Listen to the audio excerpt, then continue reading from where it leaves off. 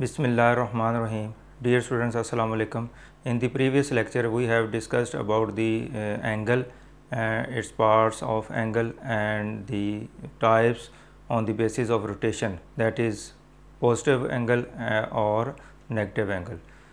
तो ये चीज़ें पिछला जो हमारा लेक्चर है उसमें हम डिस्कस कर चुके हैं डिटेल से। तो उम्मीद है कि आपने इनको अंडरस्टैंड जो है वो कर लिया होगा। अब इन्हीं बेसिस पे हम जो है वो इसकी मज़ीद एंगल की जो टाइप्स है उसको डिस्कस करने जा रहे हैं। तो अगर मेरी आपने पिछली वीडियो नहीं देखी कि जिसमें मैंने एंगल की डिटेल बताई थी, उसको मेजर कैसे करना है, उसके पार्ट्स कैसे क्या होते हैं और फिर उसकी जो टाइप्स हमने डिस्कस की थी रोटेशन की बेस पे, तो वो वीडियो आप देख लें ताकि आपका जो अंडरस्टैंडिंग लेवल है वो इसके साथ मैच करे और हम नया जो कंसेप्ट है उसको सीखने में आपको मदद मिल सके। तो उसका डिस्क्रिप्शन में इसका लिंक दिया हुआ है, तो आप पिछली वीडियो जो है वो उसको देख सकते हैं। तो प्रीवियस नॉलेज जो है उसके हवाले से अगर देखा जाए तो पहले हम डिस्कस कर चुके हैं व्हाट इज़ एन एंगल, के एंगल क्या होता है। फिर उसके हमने पार्ट्स जो है उसको डिस्कस किया था कि इसके जो साइड्स होती हैं जिससे जिन रेज से मिलकर एंगल बनता है उसको हम साइड्स या टर्मिनल साइड्स या लेग्स या आर्म्स का नाम देते हैं, और जो उनका कॉमन पॉइंट होता है दोनों रेज़ का उसको हम वर्टेक्स का नाम देते हैं। तो ये चीज़ें हम पार्ट्स ऑफ एन एंगल उसमें डिस्कस कर चुके हैं। उसके बाद हमने इसकी जो टाइप्स हमने पढ़ी थी क्या कहते हैं रोटेशन के रेफरेंस से, कि रोटेशन के लिहाज से हम इसको कितनी टाइप्स में डिवाइड कर सकते हैं। तो दो बेसिकली टू टाइप्स हमने डिस्कस की थी, पॉजिटिव एंगल और नेगेटिव एंगल। तो जो पॉजिटिव एंगल है इसको स्टैंडर्ड एंगल भी कहते हैं। तो आज का जो हमारा टॉपिक है वो टाइप्स ऑफ एंगल्स है, लेकिन आज हम मैग्नीट्यूड के हवाले से देखेंगे कि एंगल को कितनी टाइप्स में जो है वो डिवाइड किया जा सकता है।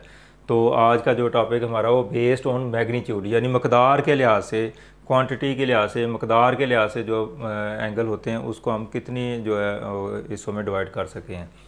तो इसमें सबसे there are different types on the basis of magnitude of an angle, कि जो मैग्नीट्यूड के लिहाज से हम इसको डिफरेंट टाइप्स में जो है वो डिवाइड कर सकते हैं।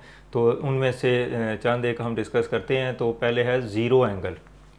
अब ज़ीरो एंगल क्या होता है? जैसा कि नाम से ही ज़ाहिर है कि इसमें ज़ीरो एंगल का जो नाम है, तो ज़ीरो से मुराद इसकी मेजरमेंट होगी कि ऐसा एंगल जिसकी जो मकदार है वो कितनी हो, 0 डिग्री हो, तो ऐसे एंगल को हम ज़ीरो एंगल का नाम देंगे। An angle measure 0 degree is called zero angle, यानी जिसकी मकदार जो है, जिसकी मेजरमेंट जो है वो 0 डिग्री हो, तो ऐसे एंगल को हम ज़ीरो एंगल का नाम देंगे।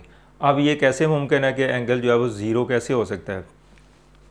अब यहाँ पे मैंने एक एग्जांपल दी हुई है कि हमारे पास दो रेज़ हैं, अगर वो एक दूसरे के साथ कोइंसाइड कर रही हैं तो हम कह सकते हैं कि उनके दरमियान जो एंगल वो, यानी विदाउट एनी रोटेशन, ये कोइंसाइड करना जो है वो मैनी जो रोटेशन है उसके बाद भी हो सकता है, लेकिन विदाउट एनी रोटेशन अगर दो रेज जो टर्मिनल साइड है, इनिशियल रे और टर्मिनल रे जो है वो कोइंसाइड कर रही होंगी, तो उनके दरमियान जो एंगल होगा वो ज़ीरो को होगा।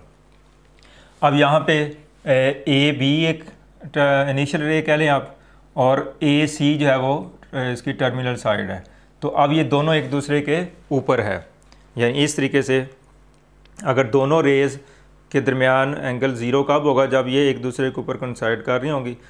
तो अगर ये थोड़ा सा भी रोटेट करती है तो ये एंगल जो है वो बढ़ना शुरू हो जाएगा, 0 से 1 2 3 4 5 इस तरीके से। तो अगर ये बिल्कुल एक दूसरे के ऊपर जो है वो ओवरलैप कर रही हैं तो फिर इस सूरत में एंगल जो है वो ज़ीरो होगा। तो ए बी और ए सी मैंने ये रेड कलर में दिखाई है। तो ए सी एक हमारे पास इसकी जो क्या कहते हैं साइड है, और ए बी एक जो है वो साइड है। तो ए को हम इनिशियल रे कह लें, अगर ए बी को इनिशियल रे कह लें, और ए सी जो है इसको टर्मिनल रे कह लें, तो ये एक दूसरे के ऊपर वाक़ है, तो इसलिए इसका जो दरमियान जो एंगल है वो 0 डिग्री का होगा। अब इसको एक्सप्लेन करने के लिए जो है वो मैं आपको एक डेमोन्स्ट्रेशन करके दिखा देता हूँ। तो आप देखें कि इसको अगर हम इनिशियल रे ले लें और ये हमारी टर्मिनल रे जो है या टर्मिनल साइड कह लें और इनिशियल साइड कह लें इसको। अब इनके दरमियान कुछ ना कुछ एंगल जो है वो मौजूद है। तो अगर ये दोनों इस तरीके से हो कि इनिशियल रे जो है वो भी और टर्मिनल रे वो भी एक दूसरे के ऊपर वाक़ हैं, कोइंसाइड कर रही है, तो अब इनके दरमियान जो है वो एंगल जो है वो ज़ीरो होगा। और इसका थोड़ा सा हम इसके अपोजिट करके देखते हैं कि अगर थोड़ा सा भी इसको आप रोटेट करते हैं तो एंगल जो है वो इसमें बनना शुरू हो जाता है। तो ये एंगल 1 2 3 4 5 डिग्री इस तरीके से ये बढ़ता जाएगा। तो अगर ये दोनों एक दूसरे के साथ कोइंसाइड कर रही हैं तो फिर एंगल क्या होगा, ज़ीरो होगा। तो एक चीज़ का ख्याल रखना है कि अगर ये एक रोटेशन के बाद, एक पूरी रोटेशन के बाद यानी एक पूरी टर्न के बाद, एक पूरे चक्कर के बाद भी एक दूसरे के साथ कोइंसाइड कर रही हैं, तो इस सूरत में ये जो एंगल बना अब ये ज़ीरो नहीं होगा, क्योंकि इसने एक रोटेशन मुकम्मल करने के बाद जो है वो एक दूसरे के ऊपर जो है वो कोइंसाइड किया है। तो इस सूरत में ज़ीरो एंगल नहीं होगा। तो विदाउट एनी रोटेशन अगर ये एक दूसरे के ऊपर कोइंसाइड कर रही हैं तो इनके दरमियान जो एंगल होगा वो 0 डिग्री होगा। तो उम्मीद है कि आपको ये बात मेरी समझ आ गई होगी कि ज़ीरो जो एंगल है उससे क्या मुराद है। तो डायग्राम से मैंने समझा दिया और आपको डिमॉन्स्ट्रेट भी करके दिखा दिया। अब हम इसकी जो दूसरी टाइप है फुल एंगल, या इसको राउंड एंगल का नाम भी देते हैं, इसको डिस्कस करते हैं कि फुल एंगल से क्या मुराद है या राउंड एंगल से क्या मुराद है। A full angle is an angle of one complete turn और रोटेशन विच इज़ 360 डिग्री। यानी ये फुल एंगल या राउंड एंगल कब बनेगा, जब जो टर्मिनल साइड है वो पूरी एक रोटेशन कर लेती है, एक चक्कर मुकम्मल कर लेती है, तो फिर हम उसको यानी एक टर्न या एक रोटेशन मुकम्मल करने का मतलब क्या है कि एक चक्कर कंप्लीट करती है इस तरीके से, तो फिर हम उसको क्या कहेंगे, और ये एंगल इस दौरान 360 का बनेगा। तो इसकी डेफिनेशन को हम इस तरह भी बयान कर सकते हैं, N angle of 360 degree is called full angle और राउंड एंगल। यानी ऐसा एंगल जिसकी मकदार, जिसकी मेजरमेंट जो है वो 360 डिग्री के इक्वल हो, तो ऐसे एंगल को हम राउंड एंगल या फुल एंगल का नाम देंगे। अब जैसे कि डायग्राम में शो किया गया है, तो ज़ीरो एंगल हो या फुल एंगल हो, इसमें एक चीज़ जो है वो बड़ी क्लियर है कि जो टर्मिनल साइड्स होती हैं, इनिशियल रे और टर्मिनल साइड जो है वो दोनों की दोनों एक दूसरे के साथ कोइंसाइड करती हैं। ये बात इसमें ज़रूरी है जो समझने वाली है कि एक दूसरे के ऊपर आ जाती हैं, जैसे एक दूसरे के रेज़ दोनों एक दूसरे के ऊपर हैं, और यहाँ पे भी रेज़ जो है वो दोनों ए बी एक रे है या एक साइड है, इसी तरह ए सी जो है, ए सी भी एक साइड है, लेकिन चूँकि वो कोइंसाइड कर रही है तो इसलिए हमें नीचे से वो नज़र नहीं आ रही, वरना ये दो रेज़ जो है वो ए बी एक रे और ए सी एक रे है। तो ये दोनों रेज़ जो है वो कोइंसाइड कर रही हैं, एक दूसरे के ऊपर वाक़ हैं। तो इस सूरत में जो एंगल जो है वो 360 का अब कैसे बनेगा, इसकी और इसकी कंडीशन जो है वो सेम है। ये कोइंसाइड इधर भी कर रही है, कोइंसाइड इधर भी कर रही है, तो अब ये कैसे आइडिया होगा कि ये 360 का एंगल है और ये 0 का एंगल है। असल में ये है कि ये कोइंसाइड इस तरह कर रही है कि ये एक चक्कर मुकम्मल करने के बाद, यानी जो टर्मिनल साइड है इसकी, ये जो रेड कलर में दिखाई गई है, ये अपना एक टर्न जो है या एक चक्कर मुकम्मल करके फिर जो इनिशियल रे उसके ऊपर आती है। तो इस सूरत में एंगल जो है वो 360 का होगा, यानी एक रोटेशन पूरी करती है, एक चक्कर मुकम्मल करती है या एक टर्न जो है वो पूरा करती है, तो फिर उसके ऊपर आती है जो इनिशियल रे है। यानी इस सूरत में टर्मिनल साइड और इनिशियल साइड जो है वो एक दूसरे के ऊपर आएंगी, कोइंसाइड करेंगी, लेकिन आफ्टर वन कंप्लीट रोटेशन और टर्न, तो एक चक्कर मुकम्मल करने के बाद जो है वो एंगल जो बनेगा वो 360 होगा। अब ये एंगल की पैमाइश कहाँ से मेजर करेंगे हम, कि इनिशियल रे यहाँ से ये शुरू हुई तो यहाँ पे आके ये कंप्लीट हुई, यानी एक चक्कर मुकम्मल करने के बाद जो एंगल बना वो 360 का है। तो ये डायग्राम से अगर थोड़ी सी कन्फ्यूजन है तो हम इसको इस की मदद से देख सकते हैं। तो बेसिकली ये एंगल को एक्सप्लेन करने के लिए एक समझ लें कि हैंड मेड एक चीज़ है जो कि मैंने यूज़ कर रहा हूँ आपको एंगल को समझाने के लिए। अब इसमें देखें कि ये इसकी इनिशियल रे होगी और ये इसकी टर्मिनल रे होगी। तो अब तो अगर ये एक दूसरे के ऊपर वाक़ हैं तो ये 0 का एंगल बना रही है, लेकिन अगर टर्मिनल साइड जो है इसको हम रोटेट करते हैं इस तरीके से, अब इनिशियल रे तो उसी जगह पे मौजूद है और ये टर्मिनल साइड जो है वो मूव कर रही है, तो एंगल बढ़ता बढ़ता ये वापस जब उसके ऊपर आ जाएगी, कोइंसाइड करेगी, तो दोनों रेज या दोनों साइड जो है वो एक दूसरे के ऊपर आ गई हैं। लेकिन after complete the one rotation, तो एक चक्कर मुकम्मल करने के बाद ऐसा हुआ है, तो अब ये एक चक्कर मुकम्मल करते हुए जितना एंगल बना है यहाँ पे वो कितने का होगा, वो 360 डिग्री का होगा। तो उम्मीद है कि आपको ये बात समझ आ गई होगी कि कोइंसाइड तो करेगी लेकिन आफ्टर वन कंप्लीट रोटेशन। तो एक चक्कर मुकम्मल करने के बाद अगर वो कोइंसाइड करती हैं, जो इनिशियल रे है या जो टर्मिनल रे है वो एक दूसरे के ऊपर वाक़या हो जाती हैं, तो फिर वो एंगल जो है वो 360 का होगा। इट मीन्स कि एक चक्कर मुकम्मल करने के बाद जो है वो उसका एंगल जो है वो 360 का हो जाता है। तो एक्चुअली एक चक्कर जब मुकम्मल करती है ये टर्मिनल साइड, तो पूरा एक सर्कल बनता है। आप फिर देख लें इसको, जब इस तरह ये मूव करेगी यहाँ से, तो ये एक सर्कल जो है इस तरीके से मुकम्मल हो जाता है। तो इसका मतलब कि एक सर्कल के अंदर जो टोटल एंगल है वो 360 का होता है। तो एक सर्कल अगर हम ड्रा करते हैं तो इसमें जो इनिशियल रे है और जो टर्मिनल रे, जब ये टर्मिनल रे इस तरह घूम के एक चक्कर मुकम्मल करती है इसके ऊपर, तो ये 360 का एंगल बनेगा। तो इट मीन्स जो है कि सर्कल के अंदर जो टोटल एंगल है वो 360 डिग्री होता है। ये आपके MCQs में, ऑब्जेक्टिव में भी ये बात पूछी जा सकती है कि total angle in a circle is of measure dash degree. तो 360 डिग्री का एंगल बनता है एक सर्कल के अंदर।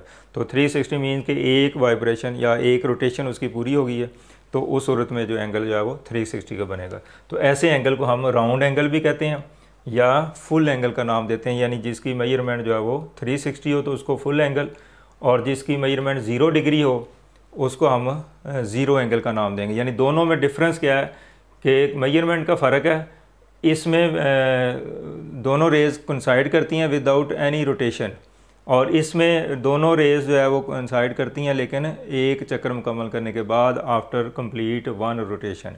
तो ये इनका मेन डिफरेंस है ज़ीरो एंगल का और 360 एंगल का। तो फिज़िकली देखने में वो एक जैसे ही नज़र आते हैं, लेकिन इसमें एक चक्कर कंप्लीट किया हुआ और इसमें एक चक्कर मुकम्मल नहीं किया हुआ। तो उम्मीद है कि ये दोनों कंसेप्ट आपको क्लियर हो गए होंगे। तो अब हम चलते हैं इसकी दूसरी टाइप की तरफ। जी स्टूडेंट, अभी हमने ज़ीरो एंगल और जो फुल एंगल जो है उसको डिस्कस किया है। अब हम चलते हैं इसकी मज़ीद जो टाइप्स हैं मैग्नीट्यूड के हवाले से, जो इसकी कुछ और टाइप्स हैं उसको डिस्कस करते हैं। तो नेक्स्ट है एक्यूट एंगल। अब एक्यूट एंगल जो है वो क्या होता है? An angle whose measure is less than 90 degree is called acute angle. यानी ऐसा एंगल जिसकी मकदार 90 डिग्री से कम होगी तो उसको हम एक्यूट एंगल कहेंगे, लेस दैन 90 डिग्री। तो इसकी जो रेंज है वो 0 डिग्री से 90 डिग्री तक का जो एंगल है, इसको दूसरे अल्फाज में ऐसे भी कह सकते हैं आप कि an angle whose measure is greater than 0 degree और and less than 90 degree is called acute angle. यानी ऐसा एंगल जो 0 डिग्री से ज़्यादा होगा और 90 डिग्री से कम होगा, उस एंगल को हम एक्यूट एंगल का नाम देंगे। तो ज़ीरो का अगर एंगल है तो वो एक्यूट एंगल नहीं होगा, वो ज़ीरो एंगल का नाम उसको देंगे। तो बेसिकली ये 0 से बड़ा होता है और 90 से छोटा होता है। ये इसकी डेफिनेशन है। अब यहाँ पे एक डायग्राम से मैंने इसको शो किया हुआ है। तो ये हमारे पास एक एंगल है, ये इसकी इनिशियल रे है और ये इसकी टर्मिनल रे है। तो ये एंगल जो है वो आमतौर पर जब हम एंगल को डिस्कस करेंगे यहाँ पे इन जनरल जो है हम उसकी जो स्टैंडर्ड पोजीशन है वो लेते हैं। जो एंगल स्टैंडर्ड एंगल जो है वो पॉजिटिव एंगल होता है। तो इट मींस जहाँ पे हम एंगल जो डिस्कस कर रहे हैं वो पॉजिटिव एंगल है। तो ये एंगल जो है वो 30, यानी ये एंटी क्लॉकवाइज डायरेक्शन में इसको मेजर किया गया, तो इसलिए ये पॉजिटिव एंगल है। तो ये 30 का एंगल है which is less than 90 degree. अब ये 30 का जो एंगल है वो 90 से छोटा है, इसलिए हम इस एंगल को क्या कहेंगे, ये एक्यूट एंगल है। इसकी अब मेजरमेंट को हम किस तरह लिख सकते हैं? AOB इस फॉर्म में भी लिख सकते हैं, BOA इस फॉर्म में भी लिख सकते हैं, और इसी तरह सिर्फ इसको एंगल O भी कह सकते हैं। तो एंगल का नाम 3 तरह से हम उसको पुकार सकते हैं, लिख सकते हैं। तो इसकी डिटेल मैंने अपनी पिछली वीडियो में दी हुई है, अगर आपने वो नहीं सुनी तो वो लेक्चर मेरा डिस्क्रिप्शन में उसका लिंक दिया, उसको डिटेल से देख लें। उसमें मैंने एंगल को मेजर करने का जो मेथड है या उसके नाम लिखने का जो मेथड है वो भी उसमें डिस्कस किया हुआ है। तो ये एंगल 30 का है विच इज़ एक्यूट एंगल। अब एक एग्जांपल मैंने और दी है आपको, ये इसकी इनिशियल रे और ये इसकी टर्मिनल रे।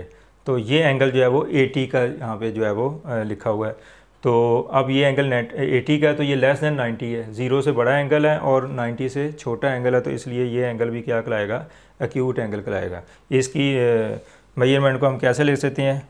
मेजर एंगल BAC भी लिख सकते हैं इसको, या मेजर एंगल CAB भी लिख सकते हैं और सिर्फ एंगल A भी कह सकते हैं इसको।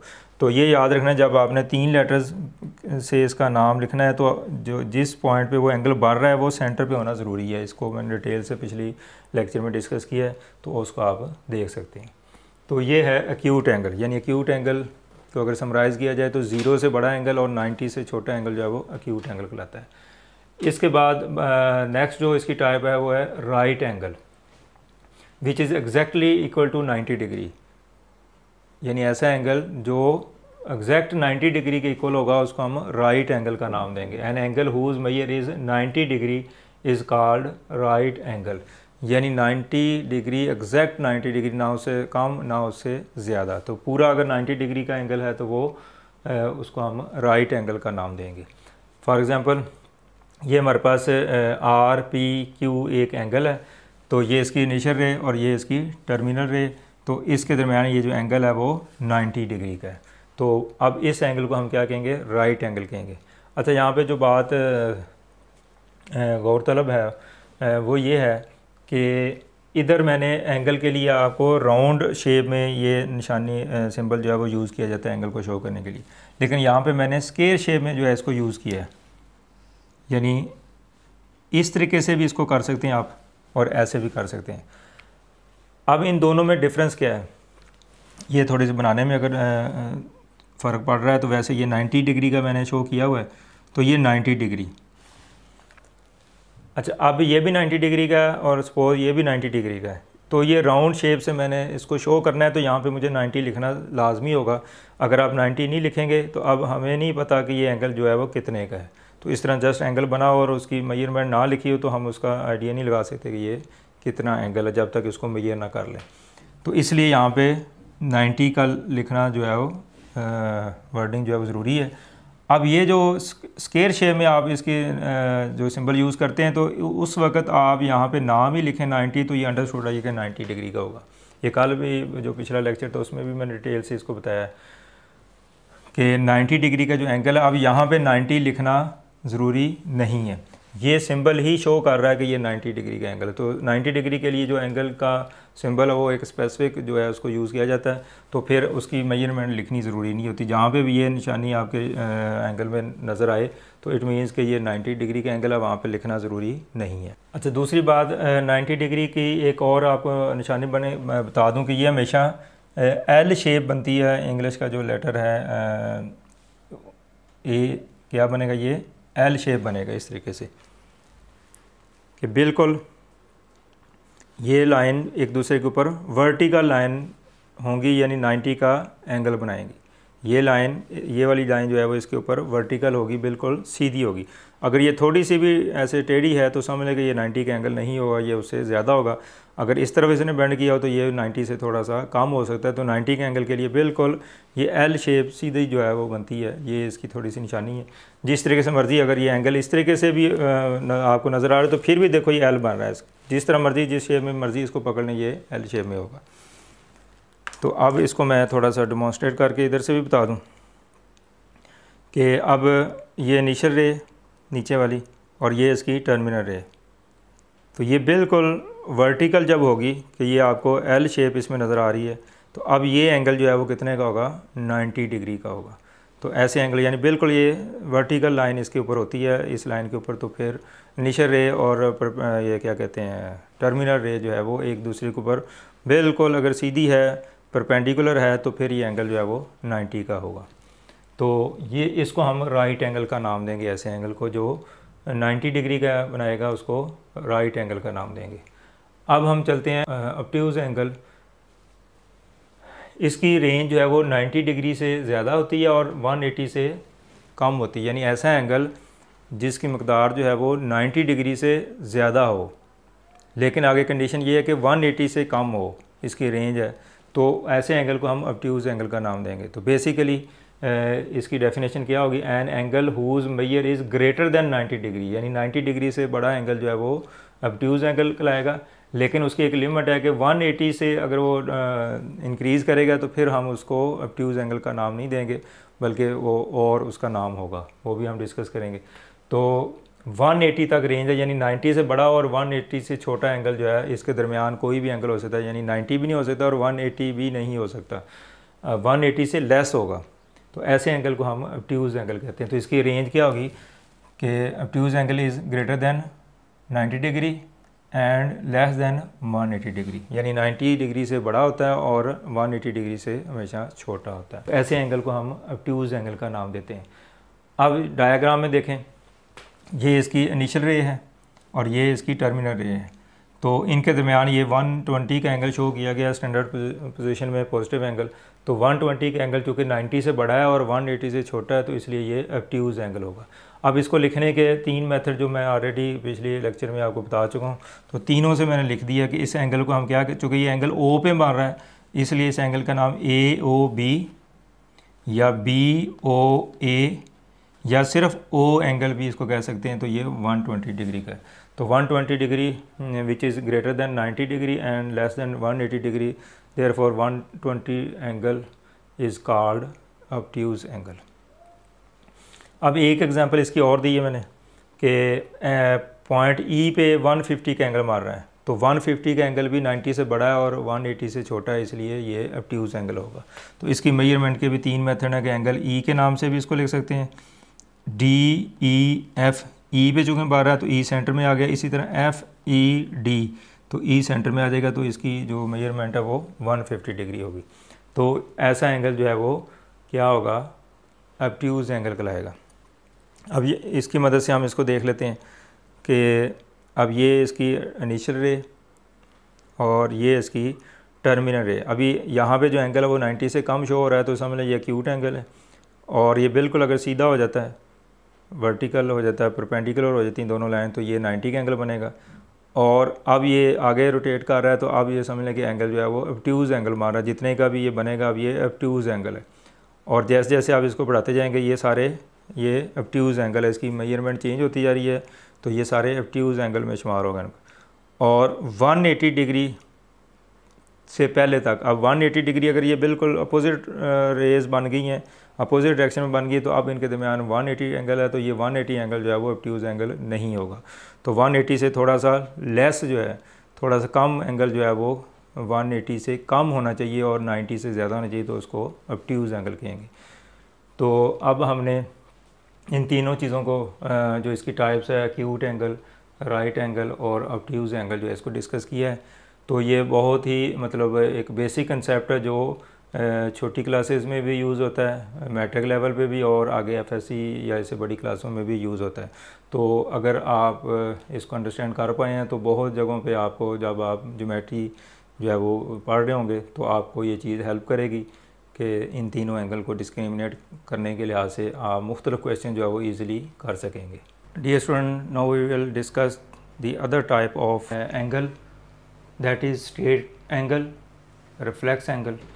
तो अब हम इसकी मज़ीद 2 टाइप्स जो है इसको डिस्कस करेंगे मैग्नीट्यूड के हवाले से। आपको याद हो कि ये हम मैग्नीट्यूड यानी उसकी मकदार के लिहाज से जो एंगल की टाइप्स है उसको हम डिस्कस कर रहे हैं। तो स्ट्रेट एंगल जो है क्या होता है।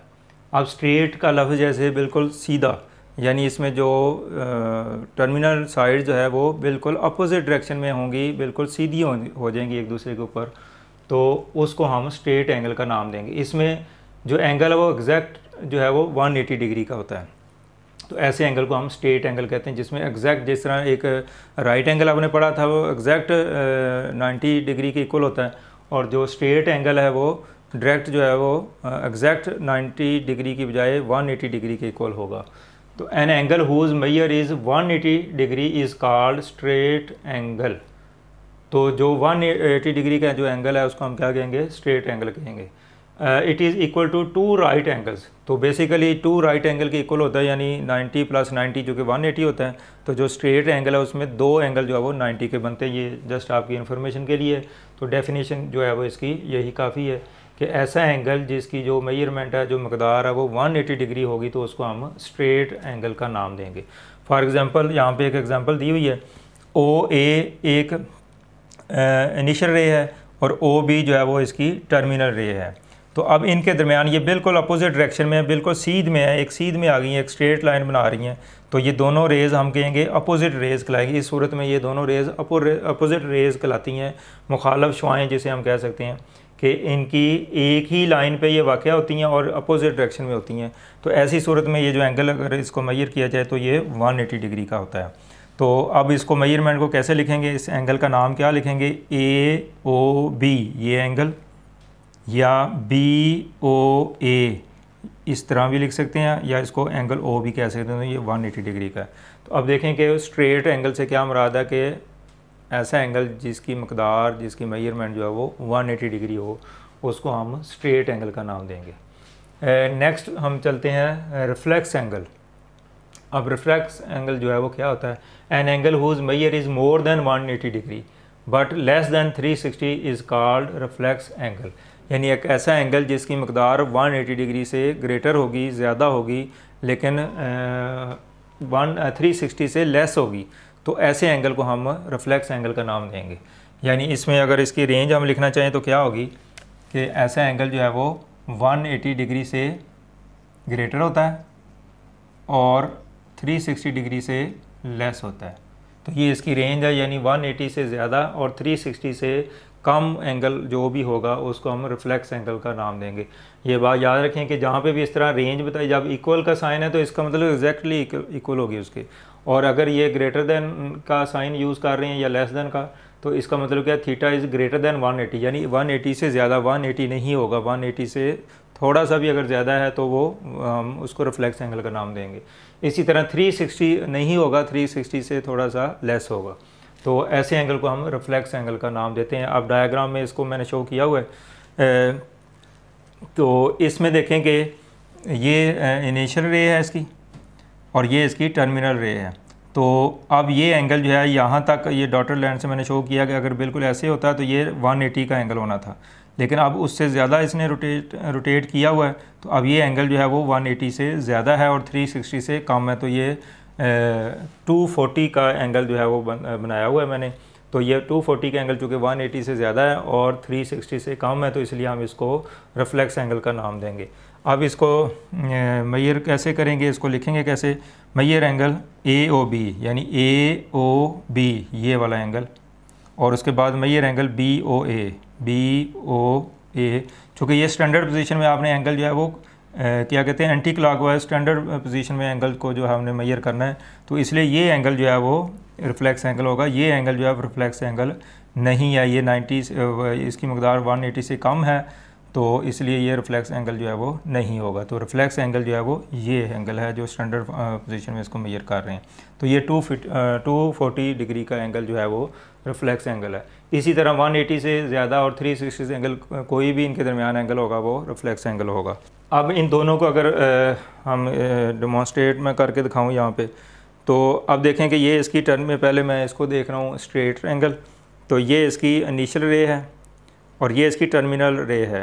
अगर ये मूव करके पूरी एक हाफ रोटेशन कर लेती है इस तरीके से कि ये बिल्कुल एक दूसरे के अपोजिट हो जाती हैं, एक ही लाइन में लेकिन अपोजिट डायरेक्शन में, तो अब ये इनिशियल रे होगी और ये टर्मिनल रे होगी। तो अब ये जो एंगल इसके दरमियान बना है वो 180 डिग्री का होगा। अब रिफ्लेक्स एंगल जो है वो क्या होगा, वो 180 से भी थोड़ा सा अगर ज़्यादा हो जाए, अगर फ़र्ज़ करो ये इनिशियल रे और ये टर्मिनल रे, अब यहाँ पे एंगल 180 होगा, ये स्ट्रेट एंगल है, अगर थोड़ा सा और इसको आगे बढ़ा दें तो अब ये एंगल क्या कहलाएगा, रिफ्लेक्स एंगल कहलाएगा। इसी तरह आप इसको और मूव करते जाएं, अब रिफ्लेक्स एंगल की मकदार जो है बढ़ती जा रही है, तो और बढ़ा दें तो ये सारे का सारा ये रिफ्लेक्स एंगल है। लेकिन याद रहे कि ये 360 का एंगल पूरा नहीं बनना चाहिए, अगर पूरा बन गया तो वो राउंड एंगल में चली जाएगी बात, उसको हम राउंड एंगल या फुल एंगल का नाम देंगे। ये 360 से कम होगा, अब यहाँ से इसकी मूवमेंट शुरू हुई है तो यहाँ पे आगे ख़त्म हुई है, तो ये एंगल जो है वो रिफ्लेक्स एंगल होगा। तो रिफ्लेक्स एंगल जो है वो क्या होता है, जो इसकी मकदार 180 से ज़्यादा और 360 से कम हो। तो अभी हमने इसकी कुछ टाइप्स जो है एंगल की इसको डिस्कस किया है, इसकी मैग्नीट्यूड के हवाले से, यानी इसकी मकदार के लिहाज से एंगल की हमने कुछ टाइप्स जो है वो डिस्कस की हैं। अब इन सारे जो आज का लेक्चर है उसको मैंने समराइज़ किया है यहाँ पे, एंगल, उसकी मेजरमेंट डिग्री में और उसकी मेजरमेंट रेडियन में। रेडियन में यहाँ पे तो इतना मैंने डिटेल से जिक्र नहीं किया, चूँकि इसमें हर लेवल के बच्चों के लिए ये बात है, तो इसमें छोटे बच्चे जो हैं और मैट्रिक लेवल और एफएससी लेवल तमाम बच्चों के लिए ये आज का जो लेक्चर है वो फ्रूटफुल साबित हो सकता है। तो अब जो मैट्रिक से बिलो क्लासेस है वहाँ पे रेडियन का कंसेप्ट तो नहीं होता, इसलिए मैंने डिटेल में इधर उसका जिक्र नहीं किया। और रेडियन के बारे में पूरा एक वीडियो जो है एक लेक्चर मैं बनाऊंगा, तो इंशाल्लाह उसमें डिटेल इसकी आएगी। तो फ़िलहाल मैंने इसको लिख दिया है ताकि आपकी याददाश्त में रहे, और फिर जब रेडियन को हम डिस्कस करेंगे तो ये बात क्लियर हो जाएगी आपको। तो एंगल के नाम यहाँ पे लिखे हुए हैं और उसकी मेजरमेंट लिखी है डिग्री में, और ये मेजरमेंट लिखी है रेडियन में। तो आपको जो भी ज़रूरत है, जो छोटे बच्चे हैं छोटी क्लास से मैट्रिक लेवल के, वो डिग्री तक इसको जो है वो महदूद कर सकते हैं, और 10th क्लास या उससे ऑनवर्ड जो दूसरी क्लास हैं वो इसको रेडियन में भी जो है वो इसको याद रख सकते हैं। तो ज़ीरो एंगल जो है, जिसको हमने ज़ीरो एंगल का नाम दिया, अब शॉर्टकट में मैंने इसका पूरा नाम नहीं लिखा, zero angle, acute angle, right angle, इस तरह है ये। तो ज़ीरो एंगल क्या होगा, which is exactly equal to zero. आपको याद होगा कि इसकी डेफिनेशन में बताया था कि ऐसा एंगल जो 0 डिग्री के इक्वल हो उसको हम ज़ीरो एंगल का नाम देते हैं, और रेडियन में 0 रेडियन के इक्वल होगा। इसी तरह एक्यूट एंगल क्या होता है, an angle which is greater than 0 और लेस दैन 90 डिग्री, यानी जो 0 से बड़ा और 90 से छोटा एंगल हो उसको हम एक्यूट एंगल कहते हैं। और रेडियन में 0 से बड़ा होगा और π/2 से ये छोटा होगा। तो π/2 एंगल जो है वो असल में 90 डिग्री एंगल के इक्वल होता है। अब राइट एंगल क्या होगा, which is exactly equal to 90 degree, जो बिल्कुल 90 डिग्री के इक्वल होगा उसको हम राइट एंगल कहेंगे, या π/2 के इक्वल हो रेडियन में। इसी तरह ऑब्ट्यूज एंगल के बारे में आपने पढ़ा था कि ये 90 से बड़ा होता है लेकिन 180 से छोटा होता है। तो इसको समराइज़ करके मैंने लिख दिया, तो π/2 से ये बड़ा होगा, यानी 180 से बड़ा होगा, और पाई से मुराद 180 का एंगल होता है, रेडियन में पाई रेडियन, और डिग्री में 180 डिग्री जो है वो इक्वल होता है। इसी तरह स्ट्रेट एंगल जो है वो अभी हमने यहाँ पे भी डिस्कस किया है कि which is equal to exactly 180 degree. तो ऐसा एंगल जो है वो एग्जैक्ट जो 180 के इक्वल होगा या पाई रेडियन के इक्वल होगा उसको हम स्ट्रेट एंगल का नाम देंगे। उसके बाद रिफ्लेक्स एंगल की बात यहाँ पे हुई, तो ये बात इसको समराइज ऐसे किया जा सकता है कि जो 180 से बड़ा होगा और 360 से कम होगा उसको हम रिफ्लेक्स एंगल का नाम देंगे। तो रेडियन में पाई से बड़ा एंगल और 2 पाई से छोटा एंगल, 2 पाई जो है वो 360 डिग्री के इक्वल होता है। उसके बाद फुल एंगल या राउंड एंगल का नाम भी इसको हमने दिया था। तो ये एग्जैक्ट जो है वो 360 का अगर एंगल होगा या 2 पाई रेडियन का एंगल होगा उसको हम फुल एंगल या राउंड एंगल का नाम देंगे। तो अब जो भी हमने डिस्कस की इसकी टाइप्स, तो उसको मैंने समराइज़ किया है। तो अगर आप इसको ज़हन में रखेंगे तो आप आसानी से इसकी डेफिनेशन जो है वो बयान कर सकते हैं और इसको अंडरस्टैंड कर सकते हैं। अब जस्ट अगर इसका कंपैरिजन किया जाए कि ये तमाम एंगल आपस में, इनका आपस में क्या रिलेशन है, तो ज़ीरो एंगल सबसे लेस एंगल होगा पॉजिटिव एंगल के लिहाज से, एक्यूट एंगल उससे बड़ा एंगल होगा, राइट एंगल उससे बड़ा एंगल होगा, ऑब्ट्यूज एंगल उससे बड़ा एंगल होगा, स्ट्रेट एंगल उससे बड़ा एंगल होगा, रिफ्लेक्स एंगल उससे बड़ा एंगल होगा, और फुल एंगल उससे बड़ा एंगल होगा। तो जितनी टाइप्स मैंने डिस्कस की हैं, तो इसमें जो सबसे मैग्नीट्यूड के लिहाज से स्मॉलेस्ट एंगल जो है वो ज़ीरो एंगल है, और जो ग्रेटेस्ट एंगल है वो फुल एंगल या राउंड एंगल है। तो इसी चीज़ को आपकी याददाश्त के लिए इस तरह मैंने एक इक्वेशन टाइप में बना दी है इसको।